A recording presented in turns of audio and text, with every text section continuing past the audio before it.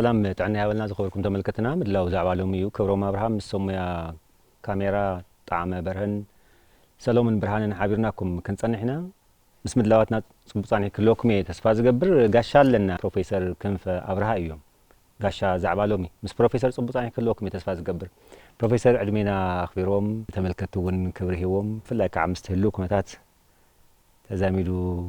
حسابكونا رئيتكونا عدل سزهونا ازي مسكن رئيتا خهب سلاز غابزكمني انا ون كاول بيز مسكن تلفزيون تقرا اذا حزنيهم بتاع بزحات زعباتات اللونا زوانا ነገር كلهم ما هلونا ندحنت حزب تግራይ መሰረት ገይሮም እዮም አዳልኒያም ዘለና كله اثر ولدخ اثر استقمطلካ መንገድ ሓሊኻ ተኸዲኻ ተኣሰር ተማዕውሎ ክስታኸል ዝግበኦ ነገር ተስተኻኽሊኻ ከርም ዝግበኦ ትርምኻ كل ነገር قدم صعبته زي هاللي وغنا حدغا خم زلو كم زي غنا زي شوته زي ون شوي تلعيت كاتبلع مچم تقماي قلطف كذا بصحليه الكاون خلي حدغا لو هاي خون غزي لو نمتاي كوزلك حزب تግራይ عقمتات تግራይ حزب تግራይ ودابتات تግራይ دحر بزح سقيات اوشت خعناي وعلو حدغا نيرو برغص غلغلي ون قدم ساعه زي حلو مريحنا دمص يخون زبلو ولد لو كيون ونز مصم كل سلازخل لازم قدم قدادم اب مرغاص هلونا دحنتن تግራይ መሰረት ገይሮም اب حيالو ربرب لو احلواتن دحنتن تግራይ مقدام مجمريا زي نرغاص كبال كلس تتاي تقند مبغسيو تقند علاما نايزي تايو حزب تግራይ كمت زفلط ካብ ቀደሙ ማለት መበቆል ስልጣነ ዝኾነ ህዝብ እዩ ኢትዮጵያ ብዙሕ ሻዕ ናይ 3000 ዓመት ታሪኽ ኣለና ዝብሉ ናህና ታሪኽ እዩ ኣብ ዝቀረባ ብዝተገበረ መጽናዕቲ ኣብ ማያድራሻ መነበይቶ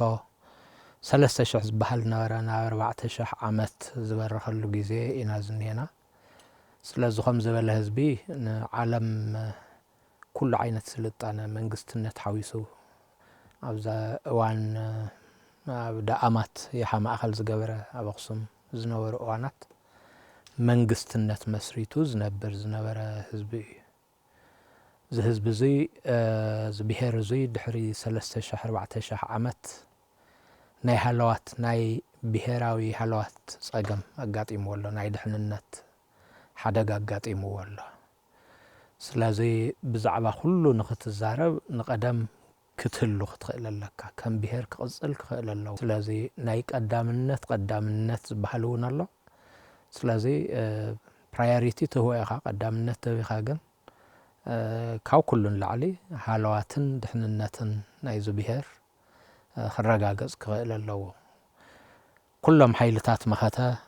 ኣብ ዝእዋን እዚ ዓቕምታት መኸተ ንብሎም ብሙሉእ ዓቕሚ ዘረባረቡ ዘለው ቅድሚ ኩሉ ናይ ዝብሄር ምቕጻልን ዘይምቕጻልን ኣብ ሓደጋ ኣትዩ ስለ ዘሎ እዚ ውሑስ ኣብ ምግባር ናይ ቀዳምነት ሂቦም ይረባረበሉ ለይትን ቀትርን ማለት እዩ ስለዚ በቲ ዝበልካዮ ድሕሪኡ ከዓ ካልኦት አጀንዳታት ክሉ እዮም ግን ምስ ሃለኻ ይኹሉ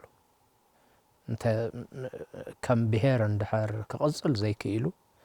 ኩሉ ነገር ትርጉም ኣይህልዎን ምእንተ ህዝቢ ሃገር እውን بحزب إياه سلازي بتمنصر نسو استقانية خيدي إنازن هنا عزي قال يوم أوش تزنورو نتي حساب زي ون زيادة لعلي بزوحات كم أفكلات يا خويا بعوت هزارولو زنورو هلوات نحن تنزولو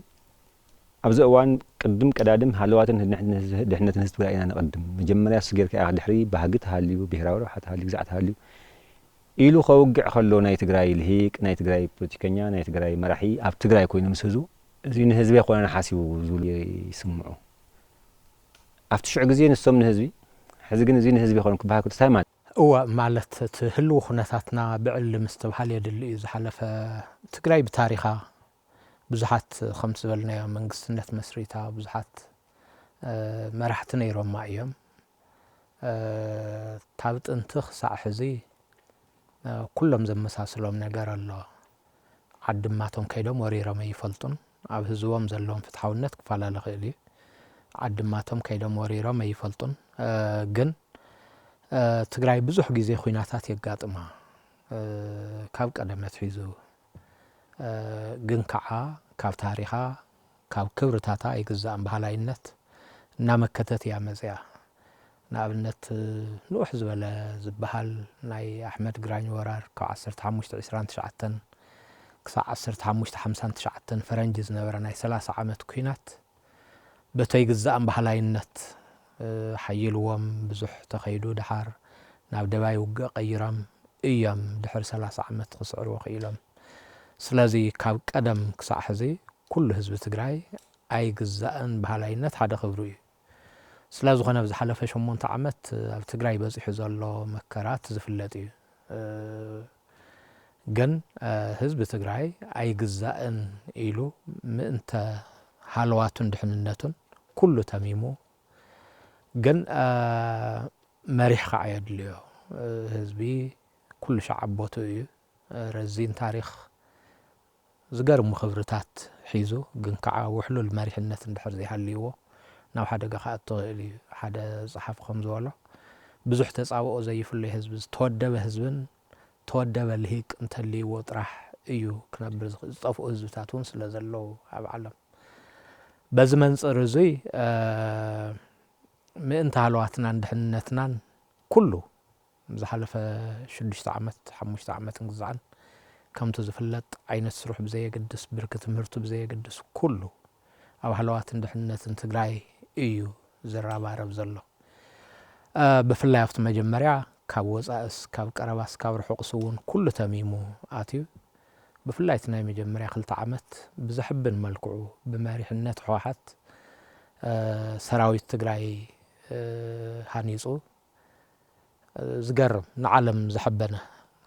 ምናልባሽ ንዝክሮ ኢና ነሓሰ 2014 ጉተሬዝ በዓሉ ዝበሎ እዞም ህዝቢ እዚኦም ኣይሰዓሩን ምክንያቱ ምስ ህዝቢ ሃይሊ ኢንተግሬትድ እዮም ክብርታቶም ምስቱ ናይ ህዝቢ ሓደ እዩ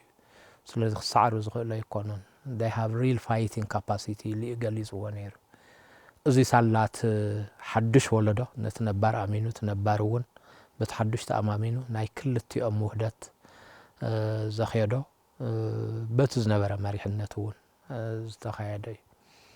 ስለዚ ኣብቲ እዋን ንሱ ብዙሕ ሰብ ነይሮ ብዙ ድሓር ፈተና እናሓየለ ኸይድ ተሎ ብዝተፈላለየ ምክንያት ዋል ፈተና ዝሓልፈሎ ዝወድቐሎ ገገሊኡ እውን ክወድቕ ዝዳለሎ ይመስለኒ ብፍላይ ኣብቲ ሕዚ ዘጋጥም ዝፀንሐ ብዙሓት ኣብዚ ዝነበሩ ሕዚ ኣሰላልፎኦም ቀይሮም ድዮም ወይስ ናፍቲ ንቡር ኣሰላልፎኦም ኣትዮም እዚ ተወሳኺ መፅናዕቲ ዘድሊ እዩ ዝኾነ ኮይኑ ግን ምእንተ ሃልዋትን ድሕንነትን ህዝቢ ትግራይ ዋጋ ዝኸፈሉ ናይ ብሓቂ እውን ብዝተፈላለየ ምክንያታት ምስ ፀላእ ኮይኖም ከዓ ኣንጻር ብሄራዊ ረብሓ ትግራይ ኣንጻር ብሄራዊ ረብሓ ጥራሕ ኢልካ እውን ትገልጽ ኣይኮነን ኣንጻር ህልውናን ድሕንነትን ህዝቢ ትግራይ ኣንጻር ወለዶም ክትብሎ ትኽእል ኢኻ ኣንጻር ኣሕዋቶም ብትክክል ምክንያቱ ባዕሎም ዝፈልጥዎ ግን ዓብላላይ ምክንያት ይፍለጥ እዩ ብምንታይ እንታይ ከም ዝተገዙ ዝኾነ ኮይኑ ግን ተሓቅን ሰያ ታብዚኣ እናሃለዉ ዝነበረት መኸተያ ሕዚ እውን ትቕፅል ዘላ ስለዚ ኩሉ ተማሃረስ ዘይተማሃረስ ኩሉ ዝረባረብ ዘሎ ምእንተ ሃልዋትን ድሕንነትን ህዝቢ ትግራይ ብሓቂ ይርድእዎ እዮም እንታይ ማለት ከም ዝኾነ ገገሊኡ ኣብቲ ታሪኹ እውን ዝነበረሉ ስለ ዝኾነ ስለዚ ተሓቂ ኣብዚኣ እናሃሎ ካሊእ ገጽ ክትህልዋ ርሕቕ ምስ በለ ካሊእ ክትኸውን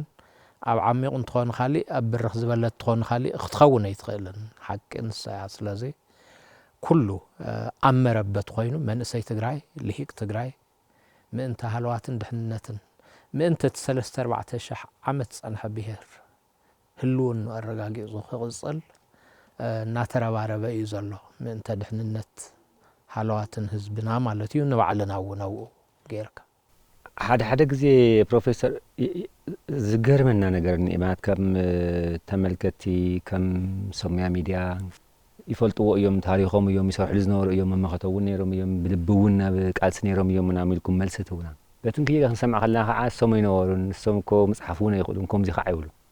ታኣዩ ዝኽብር እዚ ክልተ ዓይነት ናይ ትግራዋይ መንነት መነፅራት ናይ ትግራዋይነት እኒኦ ማለት ድዩ ሕዚ ክተውግዕና ከለኻ ፕሮፌሰርስ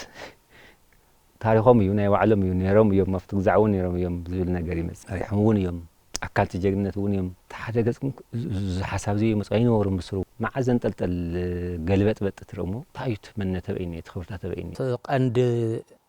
كبرتات قالس حزب تግራይ ተላቢስ ካብ ዝነበርካሉ መንነትካ ንባዕልኻ ብወነ ተረዲእኻ ካብ ዝነበርካሉ ሓቂ ሒዝካ ኢኻ ትጓዓዝ የምረር ይጣዕም ብዘየገድስ ሓቂኻ አንትያ እዞም ሰባት እዚኣቶም ኣብዝሖኦም ማለት ሕሉፍ እኮይ ታሪኽ ክትቕይሮ ይትኽእል ጀጋኑ ዝነበሩ ናይ ብሓቂ ማዕታ ኣመሩን ሰርሑ ኣካል ናይ ትገድሉ ኮይኖም ታሪኽ ዝሰርሑ ሰባት እዮም ኣብዛ እዚ ማለት ኣብ ውሽጢ ኮይኖም ካልእ ሽጣራታት ዝገብሩ ኣይነበሩን ማለት ኣይኮነን ብሽም ምጽራሕ ዋላ ተዘየድለ ዋላ ካፍት ትግራይ ኣብ ዝሓለፈ 30 51 ዓመት ናይ ሰለስተ ወለዶ ሰራዊታን ይጻላ ሕወሓት ማለት እዩ ምስ ህዝቢ ትግራይ ኮይኑ ተቀዳሞይት ናይ 17 ዓመት ማለት ካብ ደቡብ ኣፍሪካ ቀጽኢሉ ሓያል ዝበሃል ነበረ ደርጊ ዝደምሰሰ ሰራዊት እዩ ሕዝቶም ድብሎም ዘለና ኣፍቲ እዋን ንሱ ኣብዝሓ ጽቡቕ ታሪኽ ዝነበረም እዩ ንሱ ምንም ክቕየረ ይኽእልን ሓቂ እዩ ስለዚ ሓቂ ሒዝካ እዩ ኩሉ ነገር ከዓ ብኻልኣይ ደረጃ ካብ 87 ነትሒዙ 27 ዓመት ዓለም ዘስደመመ ብሰላም ምኽባር ኣብ ብዙሕ ሃገር ከይዱ ዝተረባረበ ብናይ ትግራይ ቅዲ ዝተሃነጸ ሰራዊት እዩ ኣብዚ እውን ኣብዝሓ ከምቲ ንፈልጦ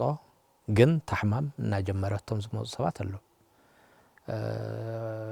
ብሽም ኣውታት ናይት ክብሪ ናይ ሰራዊት ዘይምሕላው ማለት ገና ታሪኽ ዘውፅኦ ማለት ክብሪ ዝበሃል እኮ ስቑኢሉ በይነ ይዋሳወስን ብዛዕባ ሓቂ ክትዛረብ ትኾንካ ነቲ ሓቀኛ ሰብ ከመይ ትሪት ትገብሮ ከመይ ትሕብሕቦ ኣለኻ እዩ ስለዚ ኣብቲ 17 ዓመት ክንደይ ታሪኽ ዝሰርሐ ገገሊኦም ቶም ሕዚ ክንጽውዖም እውን ንኽእል እንታይ እዮም ገይሮም ኣብ ምብታን ዶ ናይ ባዕሎም ግዳይ ነብሮ ሽርሕ ደኽነብሮም ይኽእል ኸውን ታብ መጀመሪኡ ዝብል ክትሓቶም ትኽእል ነገራት ኣለዉ ዝኾነ ኮይኑ ግን ኣብኡ ዝተዋስእዎ ነገር እውን ክውን እዩ ኣብ ሳልሳይ ምዕራፍ ከዓ ትግራይ ኣብ ሙሉእ ዕፅዋን ክባን ኮይና ኣብ ዓለም ተራእዩ ብዘይፈልጥ መልክዑ 7 ሃገራት ማለት against all odds ይብልዎ ፈረንጂ አንጻር ዓለም ገጢማ ወጢጣ ናብ ዓለም ለኸ ስምምዕነት ክመጽእ ዝገበረቶ ምስራዓት ብልጽግና ሰራዊት እዚ ታንይጽ እዩ ኣብ ውሽጢ ዕፅዋን ክባን ኮንካ ማለት ተደራረበ ዕፅዋን ክባን ከም ዝበለ ታሪኽ ኣብ ዓለም ክትረክበ ይትኽእል እዚኦም መን የፍርይዎም ብቐንዱ ህዝቢ ትግራይ ክብርታቱ ካልኣይ ከዓ መሪሕ ውድብ ሓደ ካፍቶም ኣዘዝቲ ሕዚ ከም ነገሩ ዘሎ ክሰምዖ ሓደ ሻዕ ሰራዊት ትግራይስ ባዕሉ ንባዕሉ የጣየሽ እምበር ማንም ዘጣየሾ ኣካል የለን ዝብል ዘረባ ሰሚዐ ነይረ ሓደ ግዜ ሓቂ ኣይኮነን ህዝቢ ትግራይ እዩ ትቐንዱ መጣየሺ ህዝቢ ትግራይ ከዓ ታሪኹ ክብርታቱ መንነቱ ኩላሙሉ ማለት እዩ ቋንቋ ነዚ ግን ክምራሕ ኣለዎ ብመሪሕነት ሕወሓት ስለዚ ንሳቶም ንዓና እንታይ ይብሉና ድሓን ንመን ከሕጉስ ኢሎም እንታይ ይብሉ ይፍለጥ ምስ መብዝሖም ንፋለጥ ኮይና በኣካል እውን መሳርሕትና ንወር እዮም ተዓለታዊ ስራሕቲ መን ከመይ ይውግና ነይሩ እውን ንፋለጥ ኮይና ላዕሊ ሃሉ ታሕቲ ብዘየገድስ ክብሉና ይኽእሉን ማለቶም ኣይኮነን ሓሳብ ዝደረቀ ውድብ ከም ዝበለ ውድብ ከም መንታይ ዝኣክል ማለት ናይ ሕወሓት ናይ ምሕሳብ ዓቕሚ ትናህና ሮ ማቴሪያል ኦፍ ህዝቢ እዩ ዘሎ ናይቲ ህዝቢ ሓሳብ ናይቲ ህዝቢ ዓላማ ናይቲ ህዝቢ ድልየት እዩ ስለዚ ትመሪሕ ውድብ ናይ ምሕሳብ ዓቕሚ የብሉን ማለት ህዝቢ ትግራይ ኢና ወይ ጻርፍ ዘሎ ንህዝቢ ትግራይ ዝኾነ ኮይኑ ግን ስቑኢሉ ዋላ ብውልቀ እንድሕር ሪኢኻ እውን ነንሕድሕዱ እስ ይፈልጥዎ እዮም መንታይ ዝኣክል ናይ ምሕሳብ ዶ ናይ ምንባብ ዶ ናይ ምጽሓፍ ዶ ናይ ምፍጻም ዓቕሚ ግን እዙይ ስቑኢሉ ከምዚ ተራ ናይ ብሽሽቕ እንደገና እውን ከምኡ ኢሎም ዝሕጉስዎ ኣካል ስለ ዘሎ ብኸምኡ ጊዜኦም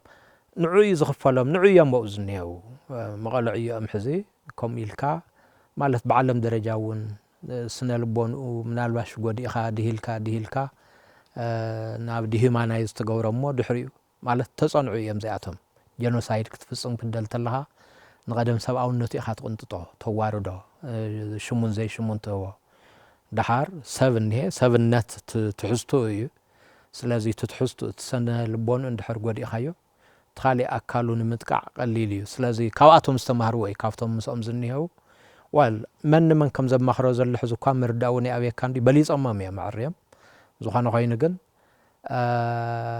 اتازنا برولا قن حواحاتن حزب تقراين زأمن تمالوي نيركا أقداسيو بقندو قن حزي أبي اللخائي تمالوي نيركاون نناي حز هالواتكا سلز تقمي زيادة نابي تدهب اللخا بقص على زرائيو قن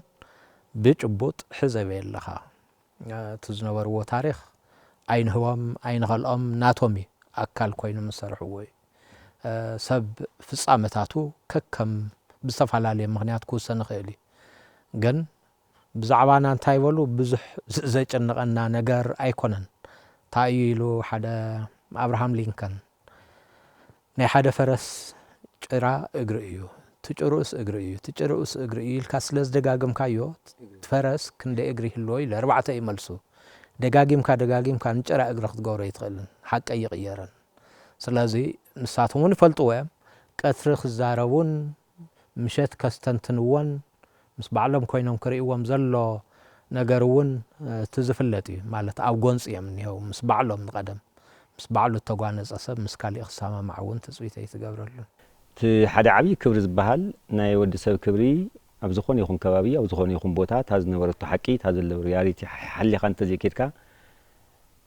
لقيخا تمصو نغير يهلون ግን كعافت افتي تملكاتي افت حبرسب زحدر نغير له سب دخن زي قلبت يولك عبوزح نغير تحتي خام بروفيسور حزي از غزيف وانين غزيف وراي قدم كله غبرت غبو حلوات اندحنت مسغاي نمرغا تباهيلو نمنتاي كبال كلوس سباوي ديمقراسياوي تفطراوي مسل عالم كم عالماون حدا غيرات توسدو كم دسو لها اتشرارفو يا خمت نريو بتغراي زخونتو ازيل كا تميم كان بحيالو قدم ربرب ما خطقتو خلخا زوانين وانين ايلو تغراي كدحن كلا احنا ون ندحن ناي دحنت غعزو ايلكا امردا زي كله زي عنتو زقمتكاو نسنتت نغزعن بزح نغير نارئ ناترد مكيتو يو رفتاون رخيبي لو خا تسفا غير نيرو رفتو ግን حالواتو دحنتن كرغاغص مريتكم لس كالوت ነገር كبريو ايكون نفريسمو افريسمو مطرح زي خونس داغم صنتت كعا بتغبر اب رهي صبلع زخون سبات بدرون مغزعن بزح ነገር غيري حزي عقمتات تግራይ حالوات دحناتن اقدمنا خنتممينا كلو وانينا ايلو حيزو وديو تردي وديو تግራይ كدحن كلا ازدحن زبلس نيو وديو حزب تግራይ ማለት ሓደ ህዝብ ክትፈልጥ ትመንነቱ بقندو تاريخو كبرتاتون كالوتن حواويس كاخات وسدمو حزب تግራይ كم حزبي بزح خمزي زبلون ولا زنا حزب عينتي فلا نادون ونخمص انتلون يردؤه كاب غنام مسكون خا 2013 عام تمرت كورينا اب تግራይ زغاطمه اب بزح عدي جينوسايد اغاطيمو اندي اب تግራይ زغاطمه ببزح ملكو يفلئ تግራዋይ بملؤ مقتال ማለት صحيفه مستداليومس نغيرو من اندي كودهم زي عمتن لعل زبحال كيهلو زبل مقتال جينوسايد نولون سيو صنتت ناي تግራይ كالي فلي زبلو لارغا رواندا سب كالي زي تغبره تا تግራይ تبحالون قراميمكا تاغزات كاب كارتا عالم كتحكا غليو نافتي هيبكا تز ترفن اشتين تليو شم قيركا تግራይ زبلون وانجل كخون غيركا سلازي حدا عبي زفليلو اب كالي عدنت حزبي خاطقت لمبر تغزاتون كم زتغبرلو دارغا يلن بسالساي درجه تግራዋይነት تمحسبي بعلو تمننت تامر ካብ حلينا دق سبات كطف እነሱን የመሰሉ ዳግም በዚች ዓለም እንዳይፈጠሩ ማለት አብዙህ ሀገራት ሪሊ ጄኖሳይድ ይነሩ ነክትብልቲ ኢንተንሽን ታይነሩ ተሐሳብ ታይነሩ ከልዕሉ ወተለው ዝብል ማዓቲ ካተጋላብጥ ናይ ትግራይ ግን بግልጽ ነጊሮምና ደጋጊሞም ነጊሮምና ደጋጊሞም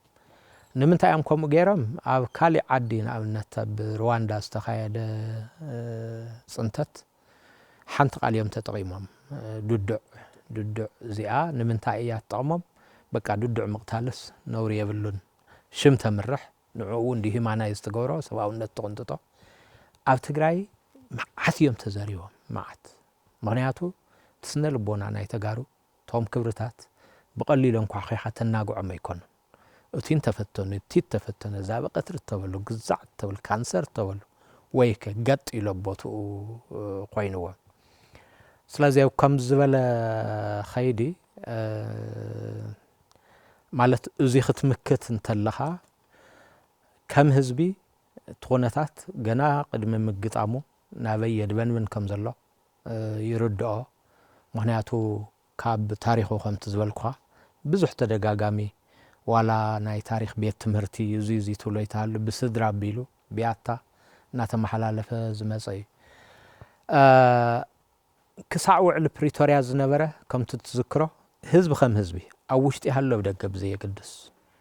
ዳርጋ ብዘይገለፈላላይ ማዕረ ተሳትፎ ነይርዎ ማለት ኣይኮነን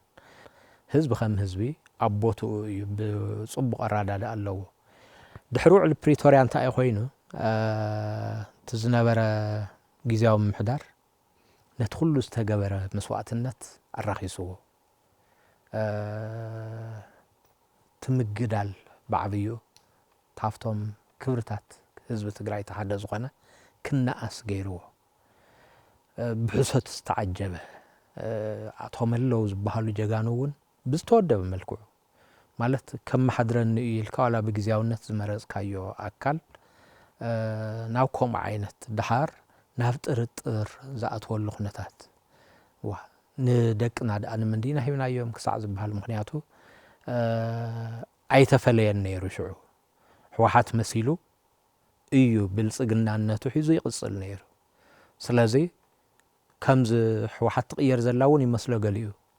ስለዚ ኣብቲ ኸይዲ ንሱ ቁሩብ ኮንፊውዥንስ ኣይነበሮን ክትብል ኣይትኽእልን ምስኡ ጎኒ ንጎኒ እውን ስኢሉ በኸዚ ከም ዝበለ ጸላም እዋናት ዝነግዱስ ግዛዕ ዝብሉስ ዝሓልፈሎም ክነብሩ ክእል እዮም ስለዚ ከም ህዝቢ ቀንዲ መግለጺኡ ነቲ ኩነታት ብዕሊ ተረዲኡ ምርዳእ ጥራሕ ኣይኮነን ኩሉ ዘለዎ ኩሉ ዘለዎ ህይወቱ ገቢሩ ደቁ ክጋደሉ ገይሩ ንዓኣቶም ዘድሊ ነገር እውን ኩሉ ብኡ ክሓልፍ ወይ ዝኾነ ዝመፀ ተጋዳላይ እውን ታ ዘለቶ ንባዕሉ ገዲፉ ዝሃበ ህዝቢ እዚ ካብቲ ርድኢት እዩ ዝብገስ እዚ ማለት ግን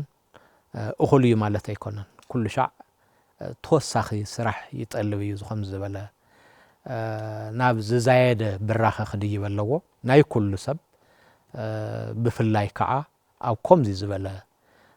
እናተበላለፀ ዝነብር ናይ ከም ነቐዝ ውሽጥኻ ኮይኑ ከምቲ ዝበልካዮ ናይ ጀጋኑ ሽም ዘራኽስ ትምግዳል ባዕብዩ እዚ ስቑኢሉ ሰባት ዝፀርፍ ዘሎ መሲሉ ክረአየና የብሉን ማለት ቃልሲ ህዝቢ ትግራይ ከምክን እዩ ላዕልን ታሕትን ዝብል ዘሎ ስለዚ ከም ህዝቢ ኣቦቱ እዩ ዘሎ ኢልካ ክትወስድ ትኽእል ኢኻ ዝያዳ ኣብቲ ህዝቢ እውን ክስራሕ ኣለዎ ወል ከም ሕወሓት ኢና ንገብር ብዙሕ ግዜ ዝኾነ ጥንክር ዝበለ ነገር ክመፅእ ተሎ ንኣብነት ሓድነትና ዘለቕለቕ ምስ በለ ኣብቲ ኢሊት ዘሎ ወፍሪ ሓድነት ብዝብል ናብ ልዕሊ 1 ሚልዮን ሰብ ብኣካል ረኺብና ኢና ንምንታይ ኢና ከምኡ ንገብር ንኽነግሮ ይኮንና ንኸይድ ዝኾነ ሓሳብ ኣለና ከምዚ ትኾነ ኸንብሎ ንቀደም ንሱ ሒዝካ ተመያይጥካ ኣብሲልካ ግን ናብ ህዝቢ ትወርድ ታዝሓዝካያ ክተካፍሎ ዝያዳ ግን ንኽትሰምዕ ምክንያቱ እቲ ሮው ማቴርያል ከም ዝበልኳት ናይ ህዝቢ ሓሳብ እዩ ከካብ ቦትኡ ዝመፅእ ሓሳብ ተመሊሱ እንደገና እንትንትኑ ኢና ዝገርም ሓሳባት ኢኻ ትረክብ ታብ ህዝቢ ትግራይ ትፅኢት ትገብሮ እዩ ክትገረመ ይግበአካን ንዓኣቶም በንጭር ሰደዶም ወፍሪ እምቢታ እምቢ ንምልክነት እምቢ ንክሕደት ብሄራዊ ክሕደት ምስ ፈጸሙ ኣዲስ ኣበባ ኸይዶም ጊዜያዊ ምሕዳር ናይ ትግራይ ኣመሓደርቲ ኮይኖም ናብ ኣዲስ ኣበባ ኣኼባ ተፀዊዑ ናህና ቦምበር እውን ክልተ ማእኸላይ ኮሚቴ እውን ከይዶም ድሕሪኡ እዩ ለካ ብሓይል ንሕንሕ እዮም ዝኒሄው ዝበለጸ ተኣማኒ ንኽኾኑ ነቲ ናይ ብልጽግና ስርዓት ትኽሕደት ቦልድሊ ዝወፀ ሽዑ እዩ ስለዚ ወፍርምቢታ ተባሂሉ ተኣውጁ ናብ ሙሉእ ትግራይ ከይድና ሽዑ እውን ትህዝበ መረበት እዩ ዘሎ ኣቦቱ እዩ ዘሎ ማለት ስነ ልቦኑስ ካሊኡስ ተወሳኺ ስራሕ የድልን ማለት ኣይኮነን ኩሉ ግዜ ማለት መወዳእታ የብሉን ምዕባለ እውን ዝኾነ ኮይኑ ግን ትርድኢቱ ድሕሪኡ በቲ ዝነበረ ሙሉእ ትግራይ ምስተነቓነቐ በታ ናይ ወፍርምቢታ እዩ ንጽል ኢሉ ዝኸደ ናፍታ ትኽክለኛ ሰልፉ ሽዑ ግን እንታይ እዩ ነይሩ ሕውስውስ ኢሉ መን እንታይ ከም ዝኾነ መን ናበይ ከም ዝትኩስ ዘይፍለጠሉ ግን ኣብ ናይ ታሪኽ ኣብ ናይ ትግራይ ታሪኽ ኣይ ቲንክ እዙይ ንፈለማ እዋን ማለት ከም ዝበለ ሕልኽልኽ ዝበለ ዓብዪ ክሕደት ተመልኦ ግን ብሰላማውን ዴሞክራሲያውን ቃልሲ ፖለቲካዊ ቃልሲ ጌርካ ብዘይ ምንም ገለ ኣበር በቃ ብጣዕሚ መድከሚ ነይሩ ብዙሕ ሓይሉ ግን ዋና ናይ እዙይ በዓል ዋና እቲ ህዝቢ ስለ ዝኾነ ስለዚ ህዝቢ በዓል ዋና እዩ ናይ ዝኸይዱ እዙይ ምውሓስን ምርግጋፅን ህልውናን ድሕነትን ህዝቢ ትግራይ ተባሂሉ ሕዚ ብሰነዳትን ብኣዋጃትን ብስርዓት ተቐሚጦም ብዙሓት ስራሕቲ ይስርሐሉ ኣብቶም ስራሕትሳቶም ከዓ ብኸባቢኡ ዝረአዩ ክፍታት እውን መንግስቲ በብዝምልከቶ ኣካላት ብደረጅኡ ዝእረም እውን እናኣረመ ዝመሃር እውን እናተምሃረ ናቱ ዘይኮነ ነገር እውን ከምቲ ናይ ሕዚ እናልገሰ ካበይ ይብገስ ንምንታይ ከምኡ ኮይኑ ዝብል ነገር ትዋ ናትሕዝቶ እናገለፀ ይኸድ ኣሎ እሞ በዚ ሳይድ እዚ ምውሓስ ህልውና ዝብል ነገር ኣሎ ቅደም ሰዓብ ኣቐሚጡ በዚ ሳይድ ከዓ ነቲ ናይ ህልውና ጉዕዞ ንምኽላፍን ካልእ ስማስን ብምሃብ ብዙሕ ነገር ይግበር ኣሎ ናይዚ ትሑእ ድሌት ትሑእ ባህጊ እንታይ ክኸውን ይኽእል ማለተይ ነዚ ምዕንቃፍ ትግበር ዘሎ ኣውያትን ካልኦት ጉዕዞታትን ከም ዘለዎ ኮይኑ መናእሰይ ደቂ ህዝቢ ብድሮንን ብግዛዕን መስዋእቲ ከፍ ኢሎም መንተ ህዝቢ ትግራይ ዓለም ዲፕሎማስያዊ ዘመተ እውን ዝረአናሉ ኩነታት ኣሎ ነዚ ዘመተ እዚ ነቲ መስዋእቲ እትዩን ነቲ ኣብ እንትጨነ ብግዛዕን ዝተገበረ ነገር ብዕልልታን ብዳንኬራን ዝገለጹ ኣካላት ማለት ብተሓጓስ ገለገሊኡ ንእሱ ገለገሊኡ ይቐፅለሉ ገሊኡ ሰይ ኢሉ ዝኸምዚ ዓይነት ታሪክ ዘለዎ ሰብ ኣብቲ ዝሕጎስ ኣሕዋቱ ደቁ ተሰዊኦም ሞ ከዓ በቲ ናይ ብልጽግና ሓይሊ ሕዚ ነዚ ንምዕንቋፍ ንምኽላፍ ኣነ ናትካ ክበሃል ከሎስ ከመይ ዓይነት ድፍረት እኒአ ከመይ ዓይነት ስብእና እኒአና ትግራዋይ ብዘርኢ ትግራዋይ ትኸውን ግን ከዓ ትግራዋይነት ምልባስ ካሊእ እዩ ትግራዋይነት ማለት ኣብ መዋእል ታሪክ ሓደ ተሰዊኡ ብካሊእ እንትትካእ እዚኣቶም ተይተቆራረፁ ንክኸዱ መንነትካ ከይለወጥካ ብመንነትካ ከይተሸማገልካ ምእንቲ ሓቂ ምእንቲ ክብርታት ምልባስ ክብርታት ቃልሲ ህዝቢ ትግራይ ማለት ሕዚ ታፍቶም ክብርታት እንድሕር ርሒቕካ ከድካ ብምንታይ ድዮ ዝገልጾ እዚ ኣብ ገዝኡ እናሃለወ ሓይል ሓላዊ ገዛ ዝኾነ ከልቢ ታብ ገዝኡ ርሒቑ እንድሕር ከይዱ ኣብቲ ዝነበረ ፓወር የብሉን ንዝረኸቦ ጭሩ ይዘርግ ስእሱ ኢሉን ዝኾነ እንተ ዝሃወ ከዓ ይሕሽከር ከምኡ ይኸውን ይባረሩ እወ በቃ ምንም ዓቕሚ የብልካ ኢንፋክት ታውኡ ዝገደደ እዩ ኮይኑ ዝኒሄ ሕዚ ወዲ ሰብ ክጥሕሶ ይኽእልን ትብሎ እንታይ ይብል ሓደ ራሽያዊ ጸሓፊ ከም ድላይኻ ክትወድቕ ትኽእል ኢኻ ክትሰንፍ ትኽእል ኢኻ ክትደክም ትኽእል ኢኻ ከም ሰብ ክትሕሱ ግን የብልካን ይብል ናይ ውርደት እዩ ሕሰት ማለት ታፍቶም ቀንዲ ብሄራዊ ክብርታት ህዝቢ ትግራይ ትብሎ ሓደ ሓቂ እዩ ምእንቲ ሓቂ መስዋዕትነት ዝኸፍል ህዝቢ እዩ ግን ዲፕሎማሰኛታት ኣኪብካ ሕሰት ሱም ብሄራዊ ምሽጥራትካ ንቃልሲ ህዝቢ ትግራይ ክጎድእ ዝኾነ ይኹን ነገር ወይ ንባዕልኻ ጥራሕ ትሕዞ ወይ ንዝምልከቶ ኣካል ጥራሕ ኢኻ ትነግር ብቃልሲ ህዝቢ ትግራይ ኢልካ ከዓ ከም ክንደያ ትስዋዕ ክንደይ ገደል ጸዲፎም እዮም ተገዲዶም ሓቂ እታ ምሽጥር ከየውፅኹሉ እዚኦም ምሽጥር ዳሕዲሖም ወዲኦምስ ሕሰት ምፍብራኽ ጀሚሮም እዚ ኣይ ትግራዋይነትን ክብርታት ቃልሲ ህዝቢ ትግራይ ዘይተላበሰ ማለት ይበሃል ይኹሉ ሻዕ ብተግባር ታይ እያ ሕዚ ንሪኣ ክንቲቲ ዝኸውን እንዲዮም ዝብልዎ ታብ ቀደመት ሒዞሙን ዝርእዎ ታፍት መስመር ዝወፀ ካብቲ ህዝባውነት ስለዚ ኣብዚ ኮልፍዎ ይኽእሉ ነቲ ቃልሲ ቶም ንፈልጦም ሰባት ኮይም ኣብዚ መንግስትነት ተቆጻጺሮም ኩሉ ፖሊስ እውን ኣዘዙ ግዛዕ እውን ናበሉ ኩሉ ዓቕሚ ሒዞም ኣይካልዎን ማለት ምስ ህዝቢ እዮም ገጢሞም ምስ ክብርታት ህዝቢ እዮም ገጢሞም ምስ ታሪኽ ህዝቢ ትግራይ እዮም ዝላጉዑ ዘለው ስለዚ ተብፂሖሞ ዘለው ዝገርም እዩ ማለት ሶኢልካ ከም ሰብ ሰሞይቱስ ትድንግጽ ኢኻ ሰብ ተሰዊኡ ትድንግጽ ኢኻ ከም ሰብ ዝፈልጥዎ ማለት እዩ ንሳቶም ከዓ ዘድሐኖም ኣብዝሓ ከዓ ግን ተገልቢጦም ኣብ ከም ዝበለ ተዋፊሮም እኒሄው ስለዚ is unfortunate ማለት ዝኹሉ ሓሊፍካ ታያለዎ ኣዋዳእኻ ክንዲ ዝካል ኣለው እኮ ገለገለ ከዓ ኸይዶም ስቕ ዝበሉ ንሳቶምን ኣብዚ ምስ ህዝቦም ተዝኾኑ ጽቡቕ ነይሩ ዝካኣሎም ትቃልስ እንተዝምልእዎ ጽቡቕ ነይሩ ግን ከዓ ብውሕድ ኣብ ተወሰነ ማለት እናንከራሮ የጸንሕ ዝኾነ እምን እሞ ሓደ ዒዲ ነገር ይረክብ ኣብኡ ዓሊቡ ስቕ ይብል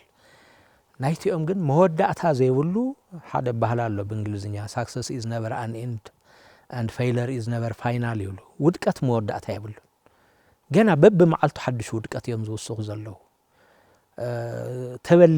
ተበሊሎም ኩድ ይካሉን ማለት በብመዓልቱ እናተበለልካ ዝንሄ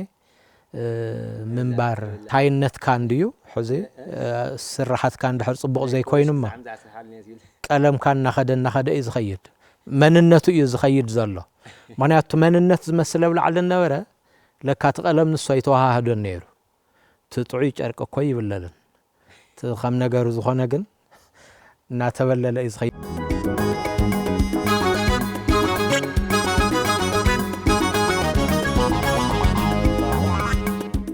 استفالي أكلات سأن إهن مهين سأن للزبيو سأقاماتنا أننا تقاعد زغزلو سأن إهن مهين مبال واقع نخفل لنا زيادة كم تقاعد ببي بزيئو زبلنا قري لعن بترقى قامي اسكاع حزي بتحرق اسكاع سلامن كوينات زبلا قالات في الله بتقراي قداي أو توسن سلسة عامة قال ملا تن زبزحا ستقصى قالات قناي خلاي لي حاسب سلام يولت حاجة كوينات لا سلام بتحدق اسكع تقراين منقسنت عمتها تقراي كعان أبلزب درجة خم مزمورو غير الوصدو نقر تحزب الكاو زي خنقبرسنا في زمن خير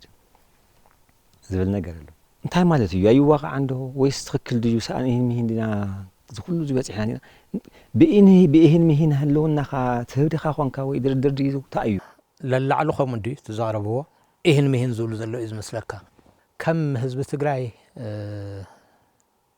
ቃላቱን ከምትትሎ ዘለኻ መሪጹ ይህን ምሂን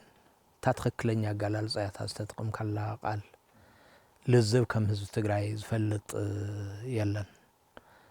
ውድ ሕወሓት ከዓ ሞር ትካላዊ መልክዕ ሒዛቶ ትልዝብ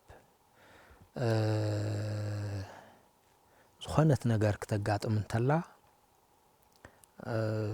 ተኣኪብካ ትዛተ ትራዳዳ ኣብኣ ኣፈላላይ ትልኩ ኣፈላላይ ካሒዝካ ትቕጽል በብዝሓ ግን ናብ ሓደ ኢኻ ትመጽእ ከም ዝበልና ህዝቢ ትግራይ ብተፈጥሮኡ በዚኦም ዝኣምን ህዝቢ እዩ ናቱ ውጽኢት እውን እዩ ማለት ካብቶም ክብርታቱ ሓደ እዩ ኣፈላላያት ሓሳብ እንትመጹ እንተለው ንሳልሳይ ወገን ኣይኮነ ዝጥቁም ዝኾነ ጌጋ ኣለና ኣብ ባዕልና ኢሉ ነንባዕሉ እዩ ዝላዘብ ከም ህዝቢ በቲ መንጽር ንሱ እዩ ኣብ ሕወሓት እውን ከምቲ ዝበልናዮ ዝሓለፈ 30 ዓመት ብዙሓት ኣብያተ ትምህርቲ ዩኒቨርሲታት ግዛዕ ከፊትና ብዙሕ ዝተማህረ ሓይሊ ሰብ ኣፍሪና ኢና ተዝተማህረ ሓይሊ ሰብ እውን ኣቦቱ እዩ ዘሎ ባይዞታ ማለት በብሞይኡ ኣብ ፖለቲካ ዝኣተወ እውን ተዝተማህረ ሓይሊ ሰብ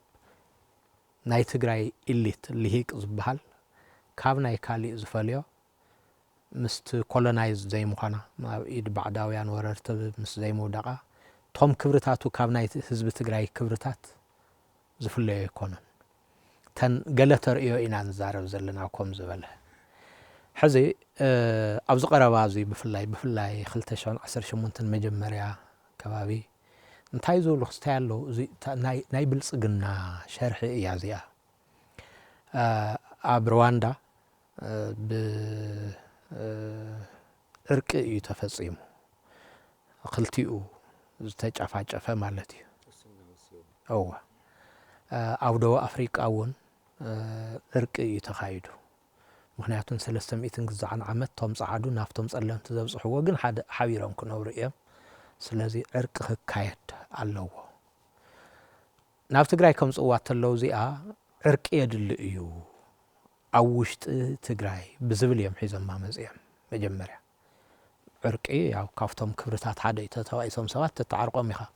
صبغت قاليات مثل جنتاي مالتي يتبدلن تتبدلن أو تجراي زلوا كالي تحتات يلن نبلصقنا ناس أنا موسى سلازي إرق تخايد يتواهيلو معات بجت خكايات تواهيلو ملولوات زخون سبات تمريزهم كابدسا مسيئم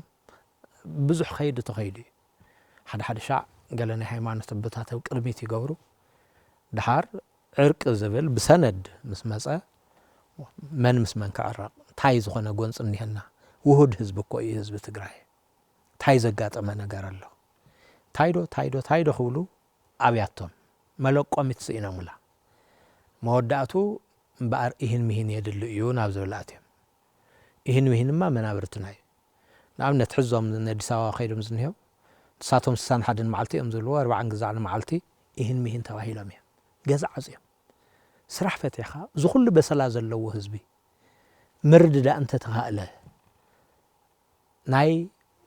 سراويتون بستعوصلو مخنيات ناي مخت عقمية نتمختنا مبتاني تقند مزيزني جن نحس سلالفة لوت اندحر اللي يقع إن مهين توهالك جزعته هالك ترجم يبل 4 جزع معلت صانيحهم قدميون دحريون حدا غين موزع مخنيات تنفرت إليا يا سلالفاي سلازي حزون قاقل يم يلعلوه إهن مهن منابرتناي بقى زخلو إهن مهن يخاطب بهالزلخة بايزوي تمرجدا زيادة مسهز وخاي مسهز وخا خصع استراداد أخا دحار قاقل يوت أطفات انتهاليو مسو انت تراداد أخا ونساقم يبلون قن بيزيكالي مسهز بنا كل شع إهن مهن نبهال كله قزي مخنياتو حصوات خطك آير لكا تزلون كتمع ولا لك بهن مهن حساباتوني معبلي حدا وطم زبلا تحد خاي معبلا دحر يقوم النابله ببرين ستورمينج يبلو بدقه ويقزعنا قبركا بويا انتم عبيت حسابات مزيام زلو اب تግራይ ሳላ ይህን ሚኒ እዚኹም ኢልና ሃለወ ሰላሚና እንደል ዝብል ቋንቋ ኸዓኒ ከም ህዝብ ትግራይ ኣብ ዓለም ብዝተፈላለዩ ተደጋገምቲ ወራራት ኩናታት ሰንሰን ዝበለ ህዝብ ክትረከብ ይትኽእል كم حزب تግራይ سلام زهرف حزبي كم حواحت كع كله يخلن حدا كبرتاتهم حزب تግራይ حواحت ግን سلام ማለት ግዙእ ምዃን ማለት ኣይኮነን ክብርታት ካሸጥካ ሰላም የለ ኣይግዛእን ባህላይነት ከዓ ታፍቶም ክብርታት ሓደ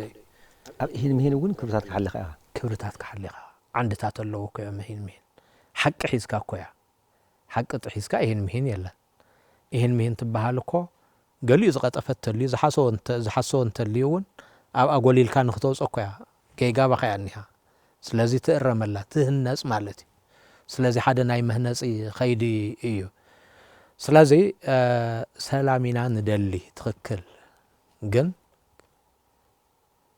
ክብርታት ክሓሊኻ እዩ ማለት ከም ህዝቢ ከዓ ክቕፅል ኣለዎ ሰላሚና ንደሊ ግን እዚኦም ክጠፍኡ ኣለዎም ካይለክ እዋ እዚኦም ተዘይጠፍኦም ኣይኸውነን كساعة مالي تمالون كم يقولون نيرة كتطفئ نادلها جن سلام تدلي أطفئها بينها تنوروا السلام مالتي طم كبرتات قال سهز بتقراي بعلمنا يمكن خلع عمل له كم زي أمزول مكي طم أيام مالت نار حقو يوم زخدو يبارو خيام بعلتهم مالت وهديوت خبرتات مالت نحسخت نبريت غلن توسنا جزء قتدنا قرت غليها سلازي هو سلامنا ندل ግን ሰላም ከመያት መጽ እዩ ዘላቅነት ዘለዎ ሰላም ከመይ ኣትመጽእ ምእንተ ሰላም ኢልካ ከዓ ትስዋዕ ማለት ኮይ ሰላም እንድሕር ትደሊ ናይ ብሓቂ ክተምጽእ ክትኽእል ኣለካ ብኸመይ ስለዚ ኣብኡ ትቃል ሰላም ኢና እንደሊ ምባል ሶይሉ ዘረባ እዩ ካብ ውሽጦም እውን ኣይኮነን ብዛዕባ ሰላም እውን ኣይኮነን ዝዛረቡ ዘለዉ ንዓና ከም ትግራይ ሰላም ይህን ሰረቶም ግዛኣትካ ምምላስ መሬትካ ምምላስ ተበቲኑሉ ህዝብና ቦትኡ ብስሩዕ ምስ ክብሩ ክምለስ ከም ዜጋ ከም ናይ ዝዓዲ ዜጋ ከዓ ዝግበአካ ነገር ክትረክብ ስርዓት ዘቐመጦ ከዓ ኣሎ ዓርሰ ውሳነኻ ባዕልኻ ከተረጋግጽ ካብዚኦም ላዕሊ ይህን ሰላም ትርጉም ኣለዎ ዶ ይኾን ትግራይ ዘለቶ ኩነታት ይፍለጥ እንድዩ ታምልእቲ 400ታዊ መሬትና ብኢድ ወረርቲ ሓይሊ እዩ ዝኒሄ ኣብኡ ሓራ ዘይወፅእ ህዝቢ ኣለና ተነይሮሙሉ ተፈቂዶሙሉ ይነብር ተዘይፈቂዶሙሉ ክነብር ኣይኽእልን ታንትንፋሱን ባዕሉ ኣብ ቁፅፅሮም ዝኾነ ማለት እዩ ተፈናቐለ ልዕሊ 1 ሚልዮን ህዝቢ እኒአና ተሰደደ ናብ ደገ ፈቐዱ ፋሕብንጨር ዝበለ ተኻሊእ ህዝቢ እውን ይነብር ዳኣሎ እምበር ንሽሙ ኣብ እፅዋን ክባን ኮንካ መሰረታዊ ጠለባትካ መድሓኒት ዘይትረኽበሉ ኣብ ከም ዝበለ መዋእል ሰላም ከንታይ ማለት እዩ ትደፍንሽን ናይ ሰላም ባዕሉ ፒስ ማለት ከምዚ ኢልካ ዶ ሰላም ኣሎ እዩ ሰላም ክደልዮ ትኽእል ኢኻ ይድለውን እዩ ግን ክትረኽቦ ኣለካ ታብ ሰላም እናርሓቕካ ሰላም ኢና እንደሊ ዝበሃል ስለዚ ኣቶም ናብ ንቡር ኩነታት እዩ ሰላም ትግራይ ናብ ንቡር ክትምለስ ኣለዋ ናብ ንቡር ተቐደም ሰዓት ሕዚ ትመጽእ ማለት ናብ ንቡር እታ ናይ መጀመርያ ሉዓላውነትና ክኽበር ክኽእል ኣለዎ ማለት ክሻራረፍ ዝኽእል ነገር ኣይኮነን ከምቲ ዝበልናዮ እዩ ን3400 ዝጸንሐ ብሄር ኣባና በፂሑ ከቋርጽ ኣይኽእልን ትግራይ እንድሕር ዘየላኮ ትግራዋይ ዝበሃል ክህለ ይኽእልን ትግራዋይነት ዝበሃል ኣምር እውን ክህለ ይኽእልን ስለዚ ናብ ንቡር ክትምለስ ኣለዋ ብውሕድ ብሕገ መንግስቲ ትፍለጥ ትግራይ ብውሕድ ስለዚ እዚኣ ናብ ንቡር ንኽትምለስ እንታይ ክግበር ዘለዎ እዩ ትቐንዲ እዚ ኣብ ዘይኾነሉ ግዜ ግን ኩሉ ባጫ እዩ ዝኸውን ማለት ናቕተልናካ እውን ሰላም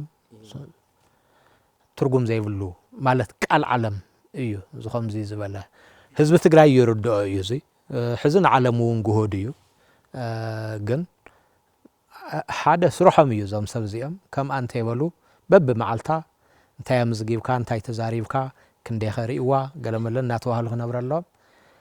ብቐንዱ ግን ናበየ ምርሕ ከም ዘሎ ከዓ ስለ ዝፈልጦም ትስግኣቶም ድርብ እዩ ሕዚ እኮ ብዝቐረባ ግዜ ናይ ብርሃኑ ጁላ ጀነራል ኣለምሸት ደግፌ ዝበልዎ እውን ሰሚዕና ኣለና ንሶም ክቕበልዎ ዝጀመሩ ሓቂ እናኻ ሓደ ዝነብር እዩ እዚ ካብኣቶም ዝገደደ ኣብ ናፍትን ይህን ናይ 40 ግዛዕን መዓልቲ ሓደ ዝነበረ ሕዚ ሪያላይዝ ዝገብሮ ዘለኹ ካብ ጸላኢ ንላዕሊ ዝጻላላ እዩ ነይሩ ሓደ ገምጋም ናይቲ መሪሕነት ነንባዕሉ ካብ ጸላኢ ንላዕሊ ዝጻላላ ማለት ትኽክል ኢና ነርና ማለት እዩ ነቶም ኣብዙ ዝነበሩ ካብ ጸላኢ ንላዕሊ ምጽላእና ሽዑ ትኽክል ነይሩ ማለት እዩ ንሶም እውን ኣብኡ ኣቦቶኦም ከይዶም ስለ ዝነበሩ ብኣካል ኣብዚ ነይሮም ኣሰላልፎኦም ግን ቅድሚ 3 ዓመት ዝብልኩም ሓሳብ ማእኸላይ ኮሚቴ ዝገምገምዎ ቅድም ኢሎም እቲ መሪሕነት ዝኒሄ ተፈንጩ ኢልኸይዱ ዝኒሄ ሕወሓት እንዲ ዝመስል ነይሩ ናይ 50 ዓመት ውድብ ኣነ ዘምልሳ እንዲ ይብል ነይሩ ታ ዝነበረት ኩሉ ዝተቐበላ ግን ነንባዕሉ ካብ ጸላእን ላዕሊ ዝጻላላ ዝብል እዩ ነይሩ ሕዚ ኾንካ ክትሪኦ ተለኻ ሓቁ እዩ ከምኡ ክጻላላ ምክንያቱ ካብ ብልጽግናን ላዕሊ እኮ ብልጽግና ኮይኖም ዞም ሰብ እዚኦም ስለዚ ካብ ብልጽግናን ላዕሊ ክትጸልኦም ትኽክል እዩ ንሱ ዘይሓሰቦ ነገር ኣብ ውሽጢ ኮይኖም ብልጽግና ክገብሮ ዘይኽእል ገይሮም እዮም ክብትንዎ ፈቲኖም ብኸባቢ ክብትንዎ ፈቲኖም ብዝተፈላለየ መልክዕ ብልጽግና ዘየስርዖ ነገር ከስርዑ ፈቲኖም እዮም ብተወሰነ መልክዑን ጉድኣት የብፅሕነ ይባሃለን ስለዚ ካብ ብልጽግናን ላዕሊ ኮይኖም ማለት ካብ ኣብይን ላዕሊ ብልጽግና ኮይኖም ይቐርቡካ ኣለዉ ስለዚ ካብኡን ላዕሊ ተጸላእኻዮም ንሱት ናይ ምጽላእ መወዳእታ እዩ ካብኡን ላዕሊ ክትጸልእ ይትኽእልን ግን ባዕሎም ንሱ ዝያዳ ኤክስትራ ማይል ከይዶም እዮም ናቱ ዕላማ ዘፍጽሙ ዘለዉ ንምባል እዩ እዚ ኩሉ እዚ እናሃለወ ዋላ መዋዕል ቃልሲ ህዝቢ ትግራይ በብምዕራፉ በብመድረኹ እውን ንሰምዖ ኣብ ጽሑፋት እውን ንረኽቦ ብህያው እውን أفتي سلستيو معرفات نورو تقال تدك حزب زلوو نبار قالي حزبون زلو قالي نقدميتون بخوم نانكد كالي قداي كخو نخلي جن واغا نخفل نبر عوت ناس قدنيو اي تعرفن بايص هايو انتاي مود اخن قبر كا عدخا خمربت كا هافتي كان ناري ما اخن كيد جن كنعوتينا زبل قال نيرو حزبون له ازي كم امنت ناي دك تግራይ ኮይኑ خاطريومو ስለምንታ አይና ርግጸኛ ንኸውን ያፍታ 17 ዓመት ብረታው ዕጥቃው ቃልሲ ቃልስና ነዊሕን መሪርን እዩ ዓወትና ናይ ግድን እዩ ዝበል ባህላ ነይሩ ዓብይ ኃይል ነይሩ ተገላልጻንስ ዓወትና ናይ ግድን እዩ ናይ ግድን ስለ ዝኾነ እዩ ስምዒት ኣይኮነን ግዛዕ ኣይኮነን ኣብዚ ናይ ሕዝን ይሄ ወለዶ ክልተ ባህላታት ኣለዋ ትግራይ ትስዕር ትግራይ ትዕወት ትግራይ ትስዕር ንብላ ንሕና ዘልዕልናዮ ኩናት ኣይኮነን ወሪሮምና ከም ህዝቢ ካብ ምድረገጽ ከጥፉኡና መጽዮም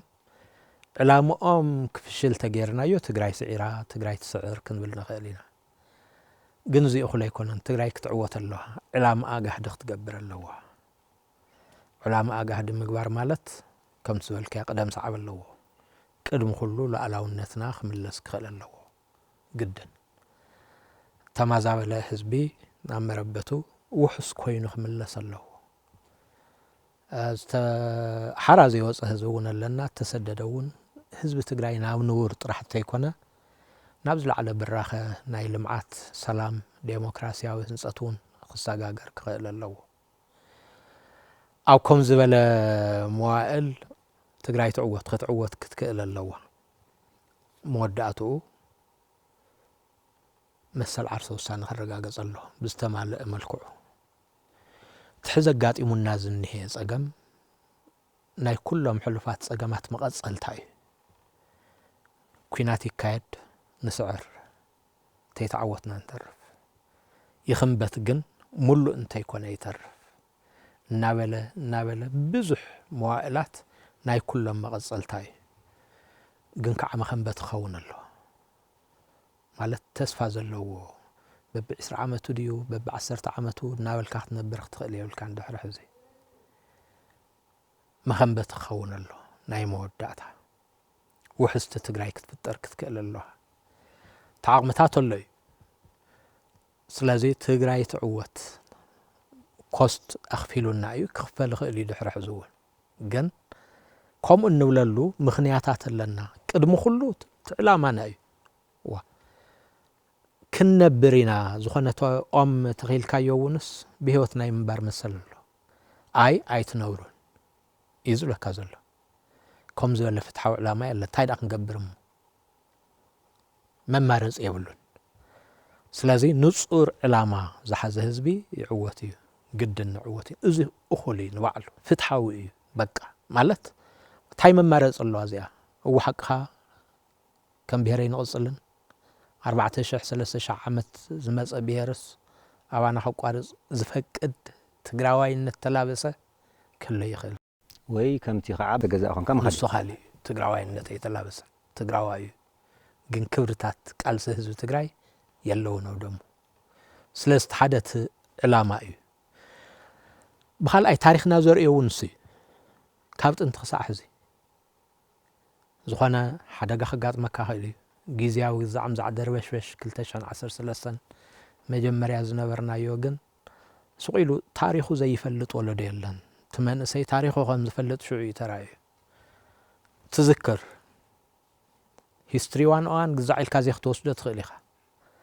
ቢያታ ብወለድኻ ግን ትፈልጦ ኢኻ ኣብ ደምካ ኣሎ ስለዚ ሰገጥ ኢኻ ትብል ናብ ታሪኽካ ትምለስ ስለዚ ታሪኽና ዘርእዮ ክሳዕ ሕዚ ንሱ እዩ ማለት ፍትሓዊ ዕላማ ዝሓዘውን ካብ ኩሉን ላዕሊ ከዓ ተጋሩ ታሪኽና ንሱ እዩ ብሳልሳይ ደረጃ ቶም ክብርታትና ኣይግዛእን ባህላይነት ብዙሓት ክብሪ ሓቂ ሒዝና ኢና ንነብር ዘለና ስለዚ ብሄራዊ ክብርታት ኣለውና ከም ትግራይ ጅግንነት ኣሎ ኣይግዛእን ባህላይነት ክትዝርዝሮም ትኽእል ኢኻ እዞም ክብርታት እዚኣቶም እኹል ዕጥቂ እዮም ክንዕወት ኢና برابعي درجة حزب زولنا نقال سيوزي نا إقلا يكون نا حوحات نا طرح يكون حوحات مريح ودبيا قديات تصعات اللي خطواسع بقبو حزباوي قال سيوزي كم حزب إنا يتنورون بحال زلنا نحزب السعارة دلايو ترى يفلتن أمريكاويان كو علامهم تأيو قزع بزي يقدس نا برشا نا إيران كيدم حكي زخل عتك حيزم زخل حيل حيزم مس إسرائيل بينات أغلم أمريكا مبون لعغمة قن تافتم أنشن سيفيلايزيشن زلوهم قدم منيو مون حدا برشاوي نبي عالمنا بحيا لنتهم زفلتو 4 منقستات اللو يلو برشان بابلونن قداميتي روما خاليتي أخسم سالسيتي تشاينا رابعيتي لي زقمطا سلازي تناي انشن سيفيلايزيشن ناي وعلو حفت اللو زي تسكونوا له مخنيات بوي مسألة لمعتهم حديرهم دلدل كفرسا ييلو تقبراستي لم عزوخنا عالم يترخون زي حزن هيغونصي تاريخ زي بلو تاريخ ناتكا نعخات فيو تاريخكا أمريكاويان يفلطيهم ريد إنديانس بحالو نيرم تاينتا زخنا خينو توم كبرتاتنا أخول عتقيم حزباونت تلابسه تعبي عقمك أحدنت حزب تግራይ أبزيهم بتاريخو أو كبرتاتو أنصار زوم جينوسايد ካብ ዝኾነ ይኹን ንላዕሊ ሓድነቱ ኒውክሊየር ንብሎ ትግራይ ማለት እዩ ውህድ ህዝቢ እዩ ህዝቢ ትግራይ ፈቲኖም ዲም ቢልዮናት መዲቦም ታቀንድ ዓማ ሓድነት ምዃና ስለትፍለጥ بخبابس بقزعس خمقاقلو وفتينا نفس درخاتو نغزع خلو አይካልን መወራዱ ጫኔው ወመለሐዘ ምክንያቱ እንደዛ አክል በቲኖም ይተመወራረዲ ካሊ ተወደበ ህዝብን ተወደበ መሪሕ ውድብን ይሄው አፍሪካ ለዕለ 50 ዓመት ዝገበራ ውድባት ወዳትየን ዕድመ መቁጻር ጥራሕ ግን አይኮነን ከም ናይ ሕወሓት ኣብ ዓለም ኢምፓክት ዝፈጠረ ብዝተፈላለየ መልክዑ አፍሪካ ግደፎ ማለት ውድብ ሕወሓት تهزبون كم تزول قات تودب هزبي بتفطروا كاو كلن لعل خا مريح ودبني هو حزي ازيون حد عبي عقمي مالت كلهم زي ام هاليومها مريح من قد زاري اكاب زي للو دنغرغرون كتفل تخلي خاص لزي كنعوتنا مخنياتو مريح خعوتنا زغل حفتام تمكرو زلو نبعلو مالت نمسواتنت قرب زخنه كم ودب اون اني سلازي يزيون حد عبي عقمي جيجنነት ተጋሩ ዓቦት እዩ ዘሎ ታብ ቀደም ክሳዕ ሕዚ ካብና አሉላ ካብን ዮሐንስ ቅድሚ እውን ዝነበሩ ካብን ራስ ስዑል ሚካኤል ካሊ ስለዚህ ትጅግንነት እውን ሓደ ሕዚ ከዓ ታይ ፉሊን ይሄው ክንዕወት ኢና ንብለሉ ናይ 17 ዓመት ሃፍታም ተመክሮ ሓድሽ ወለዶ ትነባር ነተሓድሽ አሚኑ ተሓድሹም በትነባር ተአማሚኑ ምጉር ራስ ዘለዎ ቃልሲ ندحر حزبون كمية تقوالاري سقم زخيد زمهركا ايو حق مخنياتها والنتن زحاز ايو كاو كل اللي على خعا كم تزبلنا مست ماريح ودفتات عايزو بقوع ماريح النت اللوات قراي بسراويت كيد ببوليتيكا كيد بقوع ماريح النت سلازي بزي اتوم كالوت زي قلز كوا من مخنيات تقراي تعوت كن عوتينا خنبلتلنا سمعيت ويتمنيت ويقزع يكونن حق ايو تجاهدوا خندري أنا خلينا تحدى خريئة زي كريئة خليه كم تجراي تعويتها مول استمالة مثل عرسه السنة الرجاجيزة وتم أسألتنا يبزح أجمعات زخون حزنيو مزازمي جيرة تعويتها نريء اللي جزير حقيقي قونا زي الأمنة اللي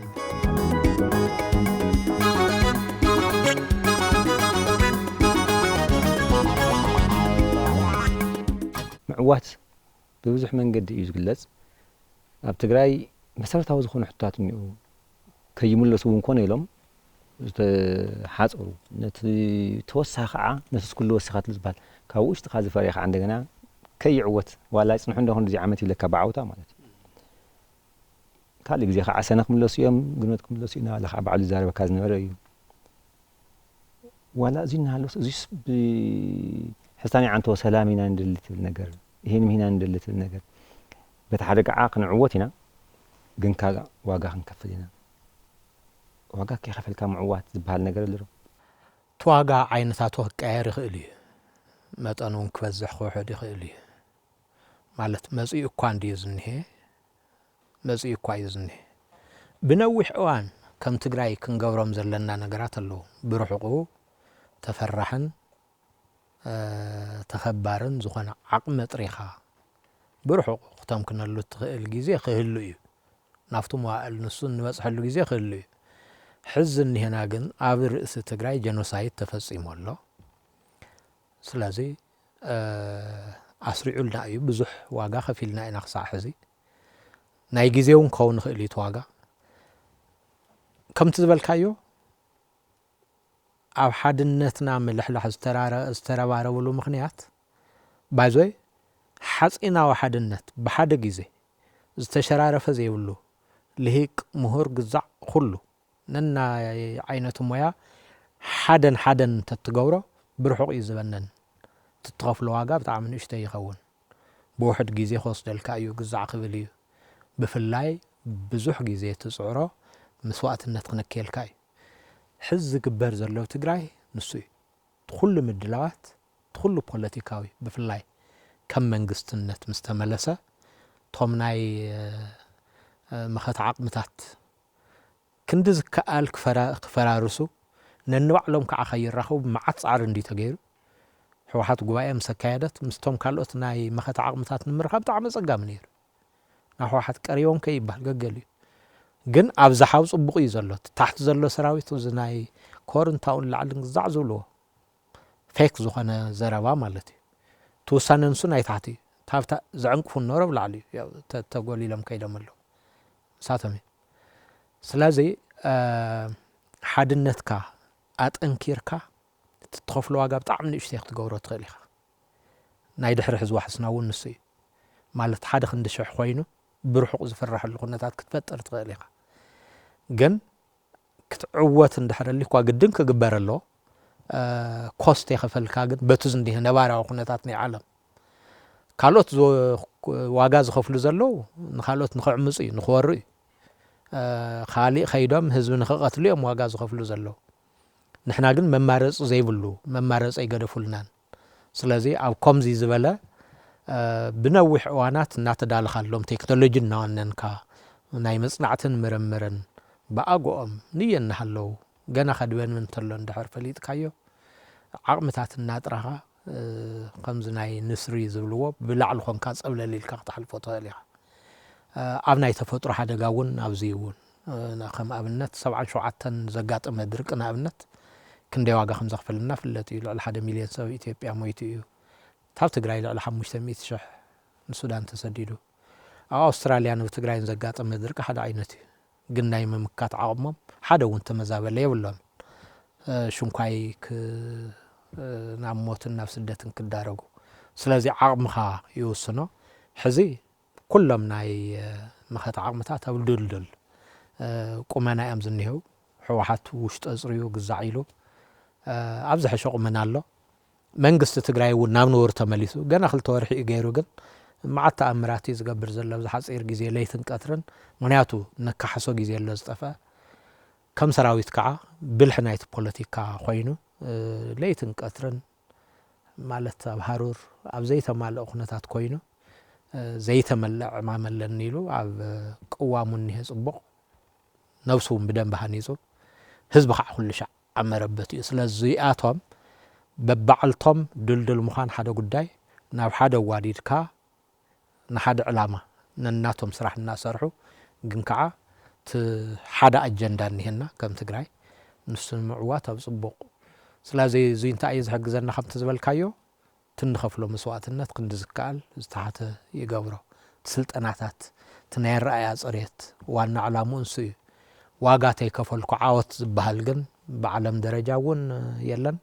እንታይ ዝኣክል ይኸውን እንታይ ዝኣክል ዝብል እዩ ዝኸውን ናይ ርሑቕ ዋሕስና መስዋዕት ዘይንኸፍለላ ግን ከዓ ንዕወተላ ትግራይ ክትመፅእ ኣለዋ ናይዚ ሰረት ከዓ ሓድነት እዩ እሞ ኣብዚ ዝግበር ዘሎ ዘመት ኣሎ ነዚኣቶም ተረዲእናዮም እንተዘይከድና ካሊእ ሓደጋ ክመፅእ ስለዝኽእል ኣብዚ ከም መዛዘቦም ክኾነና ترزنت نايت حدنت انت حلي خايو زلو وحسنا كما يخاطكرتو بروفيسور تعزو ነገር ወንሰለ ከም ትዝበልካዮ ህዝቢ ትግራይ ካብ ቀደም ክሳዕ ሕዚ ሓደ ጸሓፊ ቀደም እንታይ ኢሉ ቀንዲ ዓቕሚ ናይ ኣኽሱም ስልጣነ ኢሉ ኣብ መንጎ መራሕታን ህዝብን ዘሎ ሰነያን ሓድነትን እዩ ዝብል ጽሒፉ ነይሩ ምንሮሃይ ዝበሃል ሓደ ጸሓፊ ይፍለጥ እዩ ብታሪኽ ትግራይ ሓድነት አጥንኪራ ህዝባን መንግስታን ይህን ምሂነ ዝተባሃለሉ ጊዜ ናብ ብራኸ እያ ትድዩ ብዙሕ ናይ ብራኸ እዋናት ኣለዉ ናብ ታሪኽ ብኻሊእ ወገን ከዓ ሓድነት ካንተ ዝረግ ናይ መሬት ምዝባጥ እዋናት ብዙሕ ጊዜ እውን ኣጋጢሞምና ኣለዉ ከም ህዝቢ ክንጠፍእ ንኽእለሉ ዝነበርና ንእሽተይ ሓድነት ከም ስላሕለሐ ናይ ደገ ሓይሊ እዩ ዝመጽእ ስለዚ ንህዝቢ ትግራይ ሓድነት ማለት እንታይ ማለት ከም ዝኾነ ትፍለጥ እያ ካብ ቀደም ቢልዮናት እኮ እዮም መዲቦም ማለት ሓድነት ንምዝራግ ብግዛዕ ንመከፈፋል ተራ ዘረባ ኣይኮነን ቢልዮንስ እሞ ከዓ መን እዩ ዘፍጽም ዘሎ ጊዜያዊ ምሕዳር ተለኣኣኽቱን ኣብ ውሽጥኻ ኮይነ ባይዞይ ብጣዕሚ ከቢድ እዩ ነይሩ ክትሓስቦ ተለኻ ሕዚ ኾንካ ክንዝንትወሉ ይቐልል እምበር ባዕልኻ ንቕድሚት ዘምጻኻዮ ሓድነትካ ክዘርግ ለይትን ቀትርን ዝተፈላለየ ሽማሽም ጀጋኑኻ ከዋርድ ስለዚ እዚ ከምዚ ዝበለ ንቐጻሊ ቀንዲ ዋሕስና ከም ህዝቢ ውሁድ ህዝቢ እዩ ውሁድ ፈቲኖሞ እዮም ብዝተፈላለየ ክስታይ ክገብሩ ፈቲኖሞ ገገሊኡ ዘረባ የስክፈካ እዩ መራሕቲ ተባሂሎም ዝበልዎ የስክፈካ ክሳዕ ክንድኡ ድዩ ዘይንፈልጦ ዲና ነርና ክሳዕ ክንድኡ ወረድ ድዩ ትብለሉ ዘረባታት ኣሎ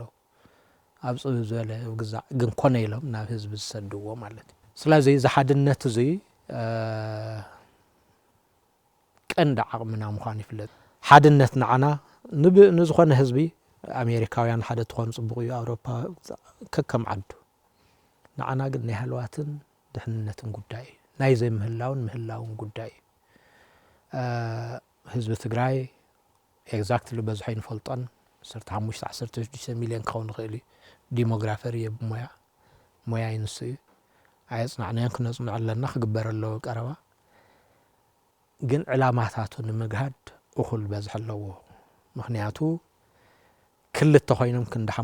ሓሙሽተ ኮይኖም ክንዲ 30 ክሰርሕ ዝኽእል ህዝቢ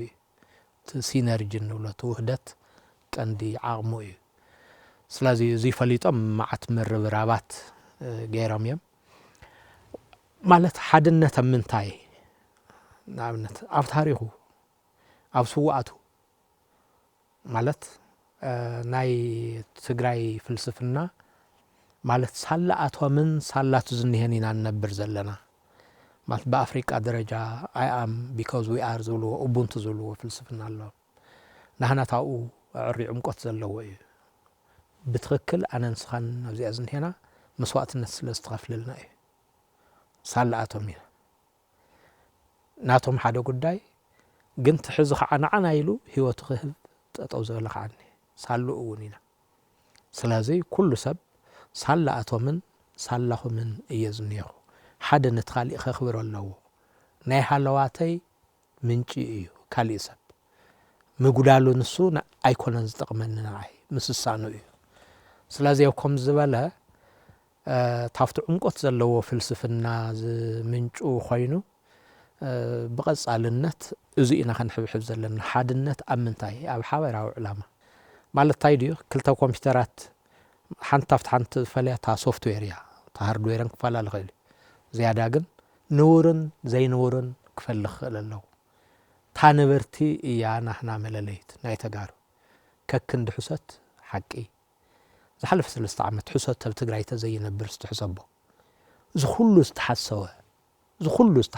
ሓፂን መፂን ባዕልኻ እንታይ ከም ዝገበርካዮ እናፈለጥካ ነቶም ስሙያት ጀነራላት ክተላግበር ሕሰት ድላይ ይውረድ ሰብ ግን ክሳዕ ክንድዚ ዶ ይሕሶ እዩ እሞ መንግስታዊ መሓወር ሒዝካ እሞ ከዓ ቁልዕ ዝኾነ ስለዚ ኣብ ሓቂ ኣብቶም ክብርታትና ሓደ ኣብዚኦም ሓደ ምስ ንኸውን ዝፈላለ ነገር የለን ኣብ ታሪኹ ኣብ ስዋኣቱ ኣብቶም ቀንዲ ነገር ስለዚ በዚ ህዝቢ ትግራይ ይሕመን ድልድል ሓድነት ኣለዎ ዝያዳ ክድልድል ኣለዎ ትድልዳል መወዳእታ ስለ ዘይብሉ ትልሂቅ እውን ሓደ እዩ ትቅድሚት ወፂኡ ጫው ዝብል እቶም ክብርታት ዘይተላበሰ ይኸውን እሞ ብኡኡ መዓት ሽማት ኣለዎ ሕዚ ዚሒዙ ናበልና ንጥቕሶም እምበረ ብዝሓ ኣብ መረበት እዩ ዘሎ ትዝተምሃረ እውን ትልሂቅ እውን ስለዚ ከምዚ ጌርና ኣብዚ ሕዚ ዝኒሄናዮ መዋዕል ዘጋጢሙ ዝኒሄ ከይድገም ክነኽንብቶ ኣለና ንቀደም ሓድነትና ድልዲልና ሓድነትና ኣብ ሉዓላውነት ሓድነትና ተመዛበልትን ተሰደድትን ናብ መረበቶም ምምላስ ሓድነትና ኣብ ህዝቢ ንሓራ ምውፃእ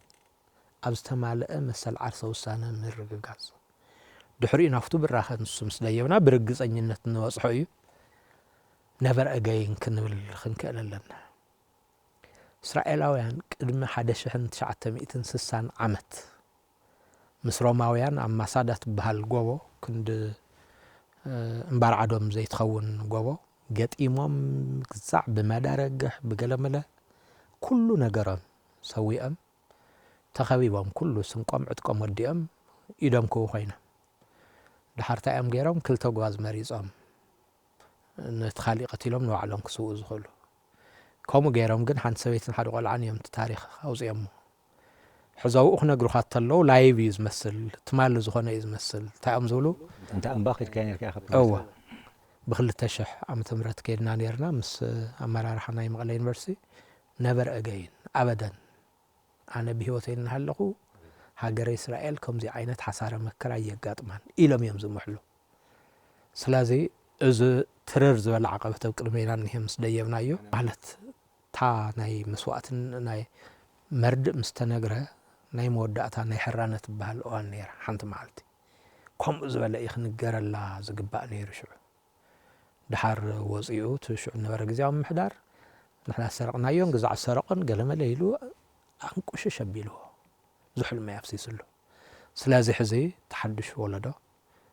ብዝተኣሳሰረ መልክዑ ማለት ትግራይ ምድረ ታሪኽ እያ ዝያዳ ከዓ ምድረ ተስፋ እያ ከምኡ ንምግባር ሓድሽ ማሕላውን ከድልየና እዩ ከምዚኦም ዝበሉ ታብ ውሽጥኻ እናወፁ ካብ ብገንኡ ነመሓይሸል ንከላኸለሉ ካብ ህንፀትና ትሒዙ ካብ ስርዓት ትምህርትና ትሒዙ እናለለኻ ምስ ሓንገርካዮ ኣነ ነዊሕ ኢሉ ብላዕሊ ኮይኑ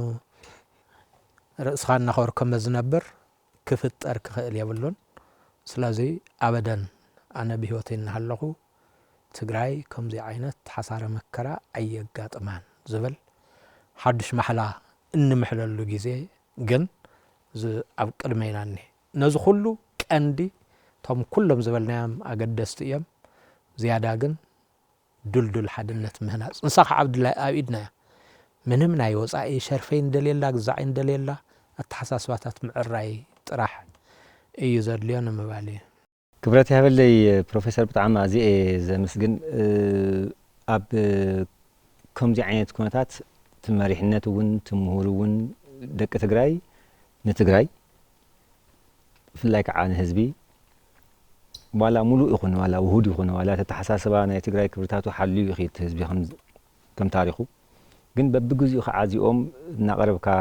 መብርታት ሓሳባት መሃብ ነቲ ክምንጠል ዝነበረ ነቲ ክይዝ ዝነበረ አንተ ወታ ዝኾነ ይኹን ክንስስን እምበር ሓደ እውን ዝበልካዮ ነይሩ ፕሮፌሰር እሞ ከሰስነና ዝኽእል በብግዚኡ ነቲ ህዝቢ ነቲ ከምቲ ቀረባ እዋን ንሪኦ ገሊኡ ብመረምታ ገሊኡ ብመግለፂ ገሊኡ ብግዛዕ ዝመፅእ ኣቐዲሙ ከምዚኦም ዓይነት ሓሳባት እናቐረብካ እውን መብርታት ትኹነታት እውን ምርዳእ መጻኢኻ እውን ብዝግባእ ማዕዲኻ ብዘርኢ መልክዑ ሓሳባት መሃብ ኣዝዩ ገዳሲ ስለዝኾነ ከም ሓደ ዕዮ ገዛ እውን ክኸውን ኣብ ካሊእ ግዜ እውን ብካሊእ ዛዕባ ብዝተፈላለየ መልክዑ ክንራኸብ እውን ተስፋ ስለ ዘለኒ ትኻልእ እውን ከምኡ ክኸውን ከም መልእኽቲ እውን ስለ ዘለኒ ፕሮፌሰር እዋ ትኽክል እዩ ክልቲኣዊ እዩ እዚ ከም ውድብ ከም ተምሃረ ሓይሊ ማለት መዓት ምድንጋር ዝበዝሐሉ ግዜ እንዲና እኒሄና لك حسيخاس توسنا جزء اختصنا تغير خازول تفعله سلازي أمك مكتلهم نخن مكتهم كعقله حلفنا تخواز الله ناي ميديا سرحتنا عرينا قصة لما لنا كورات تملكتنا بمدلاو زعبالومينا صحيحنا كم تقولنا نردو زلنا يا خونتات كلهم عامتات تجراي كلهم مداوتات تجراي بدجزوا لنا دياسبورا حيلي بب جنبارو هلونا نحن تجراي نمرقات نجورو لنا يمخته قعزو ينزلنا التقعزو ترجم نتايو تحسوا نتايو أبي يخبط صح غنبتي نتايو حزن تاي لنا نحن نقولون بتين زبهر زلو نجات كن تاي مالتيوم أفتحبر السب أبهزب يبتحصل له عقم حدنة وهدتن كنديز أكليو كم يك إخزاي زجبو هلو كنتاتنا حساباتنا هنا صاني حميم بروفيسور كنف أبرها بغت سالون كم يوم عينت عمتات حساباتنا بتملكتنا كنا مس يا وكم حادع يجزاوني هبنا لنا كبروا ما أبرها مس سميا كاميرا تعم برهن سلومن برهنن حبرنا كمينا صانيحنا أبكال جزء بخالي زعبا أم الله زعبا لومي كنا راخبينك ساب شو السنة ينقلنا